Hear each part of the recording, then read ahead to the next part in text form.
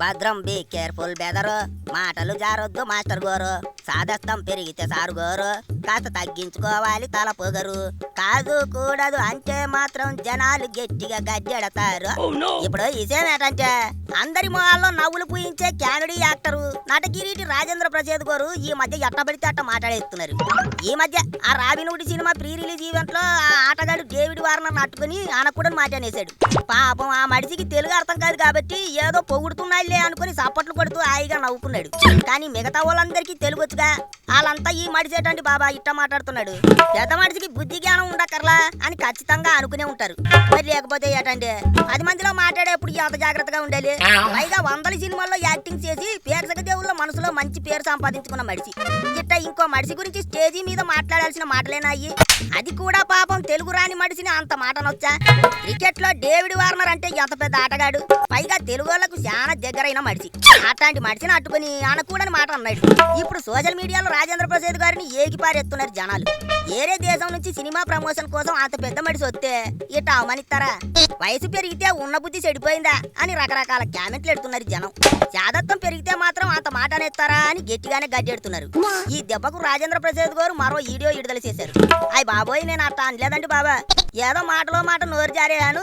Warner అంటే నాకు చాలా ఇష్టం, ఒకటే మంచం ఒకటే కంచం అన్నట్టుగా మాట్లాడారు. కానీ ఏట్ లాభం, మాట తూటా వంటిది, ఒక్కసారి వదిలేసామంటే మళ్ళీ వెనక్కి రాదు. ఇప్పుడు రాజేంద్రుడు మాట్లాడిన మాటల ప్రభావం ఆ రాబిన్హుడ్ సినిమా మీద పడితే దానికి ఎవరు బాధ్యత వహిస్తారు చెప్పండి? కాస్త వెనక ముందు చూసుకోవద్దా?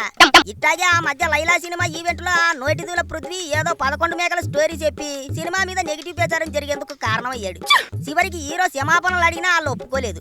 ఆఖరికి ఆ పృథ్వీనే సారీ చెప్పిన వైసీపీ వాళ్ళు క్షమించలేదు. సరే, నెగిటివ్ ప్రచారానికి తోడు ఆ సినిమా ప్రేక్షకులకు నచ్చలేదు, అట్ట నడిచిపోయింది. ఆ మధ్య ఇలాగే ఓ సినిమా ఈవెంట్ లో చిరంజీవి గారు రామ్ చరణ్ ఓ మగబిడ్డను కనిస్తే బాగుంటాది, మనవడి కోసం ఎదురు చూస్తున్నా అన్నట్టు మాట్లాడారు. దాని మీద కూడా రచ్చరచ్చ అయింది. మెగాస్టార్ ఇంట్లో మహిళలే మహారాణులని చాలా మంది ఆయనకు సపోర్ట్ గా మాట్లాడటం, ఆ తర్వాత ఆడవాళ్ళని ఆయన చాలా గౌరవిస్తారనే విషయం అందరూ ఒప్పుకోవటం అట్లా నడిచింది. కానీ ఇక్కడ విషయం ఏంటంటే స్టేజీ ఎక్కారంటే చాలు సీనియర్లు గాడి తప్పి సినిమాల మీద ప్రభావం పడేలా చేస్తున్నారనేది చాలా మంది మాట్లాడుకుంటున్న విషయం.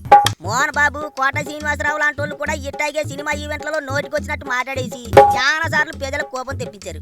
మరి వాళ్ళు ఎందుకట్టా చేస్తున్నారయ్యా అని అంటే శాదత్వం పెరిగిందని కొందరు, డబ్బు ఎక్కువై కన్ను మిన్ను కానటం లేదని కొందరు, లెక్కలేనితనం అని ఇంకొందరు ఇట్లా రకరకాలుగా మాట్లాడుకుంటున్నారు. కానీ ఒకటి మాత్రం నిజం, ఈ మధ్యన మాట జారితే వ్యవహారం మామూలుగా ఉండటం లేదు. అందులోని సినిమా వాళ్ళు మాట జారితే మొత్తం సినిమానే సాగనాగిపోయేట్టు చేస్తున్నారు జనాలు. ఒక్కరు మాట్లాడే మాటలకు మొత్తం సినిమా మీదే ప్రభావం పడి అంతా నష్టపోయే పరిస్థితి వస్తుంది. అందుకే ఇప్పటికైనా కాస్త చూసుకొని మాట్లాడండి బాబా, సీనియర్లు కాస్త శాదత్వం తగ్గించుకోండి, వెనక ముందు చూసుకొని మాట్లాడండి అని చెబుతున్నారు అంతా.